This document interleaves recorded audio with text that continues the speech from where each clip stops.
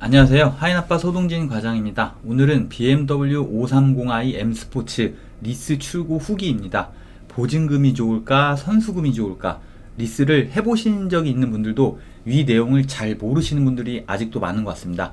오늘 영상을 통해서 어떤 장단점이 있는지 정확하게 안내 드리도록 하겠습니다. 오늘은 BMW 530i M 스포츠 리스 출고 이야기입니다. 하윤아빠를 통해 출고하신 대표님은 2년 전 K5 장기 렌트건으로 문의를 주셨다가 2년 만에 다시 연락을 주셨습니다. BMW 530i M 스포츠 리스로 보증금 20%의 최대 잔가로 견적서 요청하셨는데요. 이번에는 첫 견적서 보시자마자 바로 제가 안내드린 딜러사로 계약금 50만원을 바로 입금해 주셨습니다. 그리고 3개월 후에 대표님의 차가 배정이 되었는데요.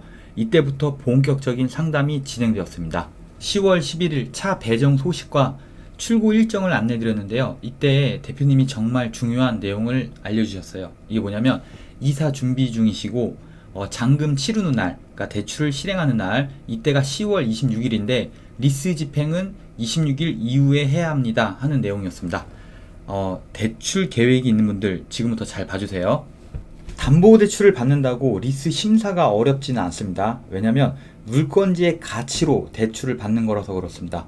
심지어 실제 가치보다 조금 더 낮게만 대출이 나오겠죠. 담보대출 받아도 신용등급을 비교하면 변동도 사실 되게 미비합니다. 거의 없는 분들도 있고요. 자, 그런데 리스는 다릅니다. 리스는 신용대출과 비슷한 프로세스를 가지고 있습니다. 일단 실행하면 신용등급과 한도는 하락하게 됩니다. 신용등급이 하락하면 담보대출 받을 때 한도 또는 금리에서 좋지 못한 조건으로 진행이 되겠죠. 일부 영업사원들은 리스를 추천할 때 리스는 부채로 안 잡힙니다 라는 말을 하는데요. 부채로는 안 잡히는데 대출로는 잡힙니다. 헷갈리시면 그냥 리스는 대출이다, 실행하면 한도와 신용등급은 무조건 하락한다, 그리고 추가 대출 받을 때 불이익이 있다, 이렇게 그냥 외우시면 됩니다. 대표님은 이런 사항을 말씀해 주셔서 리스 집행은 대출 후에 진행하기로 했습니다. 제 예전 블로그에 올린 X7 후기 보시면 심사까지 승이 났는데 대표님이 저한테 말하지 못하셨던 대출 진행 예정, 이걸 저도 승인 후에 알아서 제가 리스 진행하시면 안 됩니다 라고 안내드렸고요. 우선 대출 먼저 하시고 나서 연락을 달라고 했죠. 자, 리스는 대출입니다. 배정받은 달의 기준으로 대표님이 요청하신 견적서를 드렸습니다. 보증금은 0%부터 20%까지, 잔존가치는 최대치로 안내드렸습니다. 모르면 사실 궁금한 게 없겠죠. 근데 이제 알면 알수록, 눈에 견적서가 들어오면 들어올수록 궁금한 점이 생길 겁니다. 궁금하신 부분에는 견적서로 답변 드렸고요. 최종 견적서 그 중에서 선택해 주셨고, 리스가 처음이셔서 제가 혹시나 해서 다시 한번 해석해서 안내 드렸습니다. 자, 대출 받는 것은, 리스를 한다는 것은 이런 준비 동작이 매우 중요합니다. 내가 정확하게 이해하고 나한테 맞아야 진행을 해야 합니다.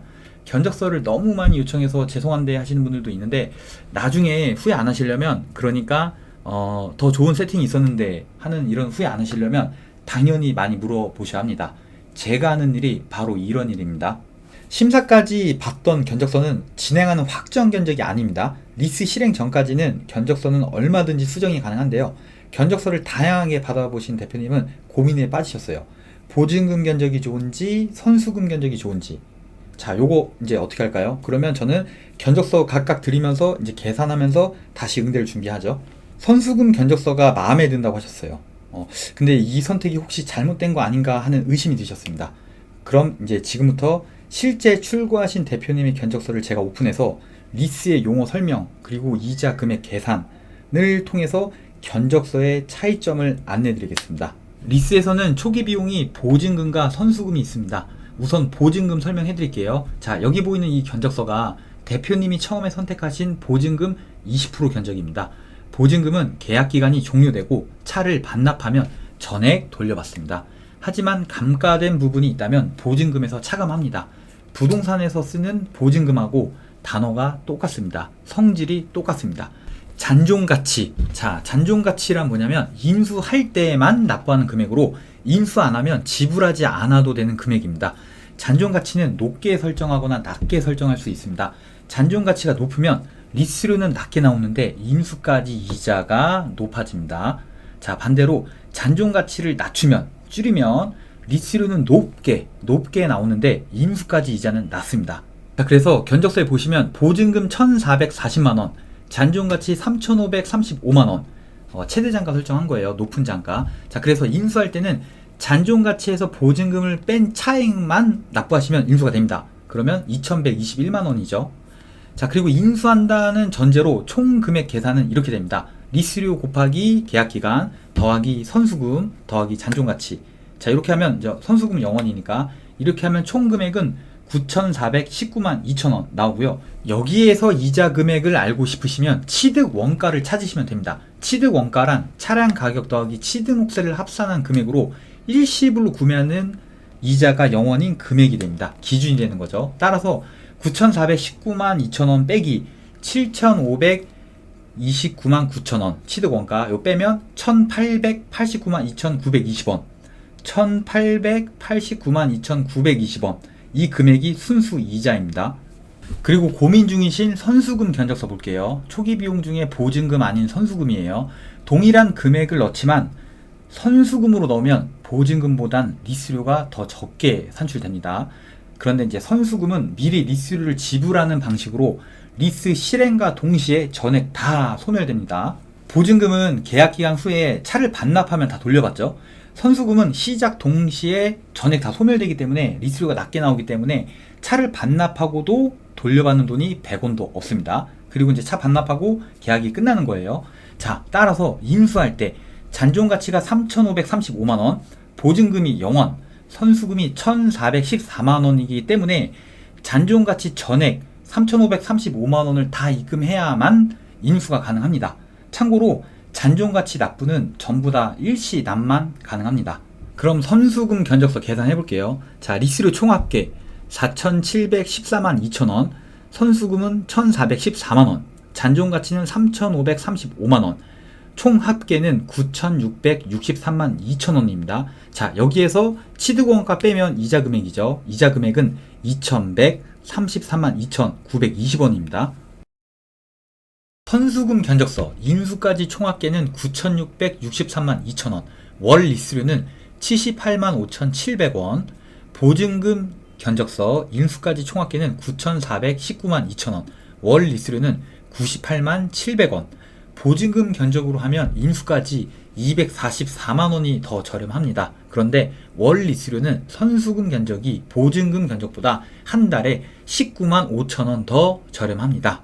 그래서 이자가 저렴한 견적과 리스료가 저렴한 견적은 아예 다른 내용입니다. 계산해보면 알 수 있겠죠.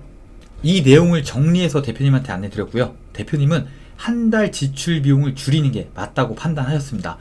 첫 번째, 초기 비용을 보증금이 아닌 선수금으로 진행. 두 번째, 잔존가치는 높게. 이렇게 세팅하면 인수까지 이자는 높은데 리스료가 낮은 세팅으로 최종 진행을 확정하셨습니다. 10월 26일 대표님은 집 관련 대출을 진행하시고 저는 대표님한테 초기 비용 선수금 입금 안내를 드렸습니다. 개인 사업자 리스 진행 시 요즘은 대부분 전자약정으로 진행되기 때문에 쉽고 빠르게 진행이 가능합니다. 자, 리스 집행되고 나면 차가 전시장으로 도착하는데요. 검수하고 이상 없음을 대표님한테 사진을 첨부해서 보고 드렸습니다. 자, 그리고 10월 31일 저녁 대표님은 마침내 출고를 진행하셨습니다. 선물까지 주시면서 대표님은 좋은 말씀 너무 많이 해주셨습니다. 제 선택이 틀리지 않았다. 개인적으로 이 말씀이 너무 마음에 와닿습니다. 최고의 선택을 하실 수 있도록 안내드렸는데 어떻게 잘 맞아서 상담을 나름 잘했구나 보람을 많이 느꼈습니다.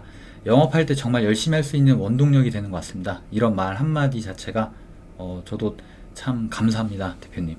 자동차 리스는 누가 뭐래도 대출입니다. 대출 상품입니다. 일반 대출 진행하실 때는 대부분 경각심이 많지만 자동차 리스 하실 때는 경각심이 없는 경우도 많은 것 같아요.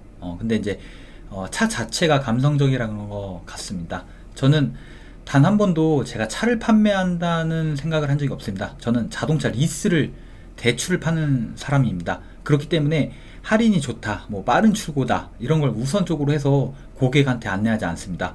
이 멘트 때문에 현혹될 수 있기 때문입니다. 정말 중요한 걸 놓칠 수도 있기 때문입니다. 전 자동차 리스 대출 중개인입니다. 저의 포지션은 리스의 개념 정리, 그리고 계산하고 계산하는 거, 이게 저의 임무가 맞다고 생각합니다.